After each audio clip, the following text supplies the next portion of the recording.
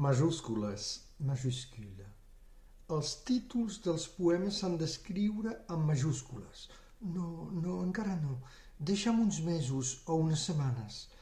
M'agrada tant la lletra petita, càlida, humil, contrasènia d'enamorats púdics.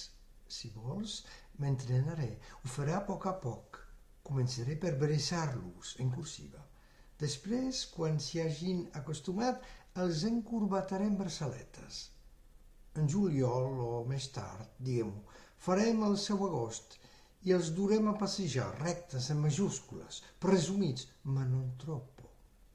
Les titres des poèmes doivent être écrits en majuscules. Non, pas encore. Laisse-moi encore quelques mois ou quelques semaines. J'aime tant l'écriture petite, chaleureuse, humble, mot de passe de pudiques amoureux. Si tu veux, je m'entraînerai, je le ferai peu à peu, je commencerai par les bercer en italique. Puis, quand ils seront habitués, je les cravaterai en petite capitale.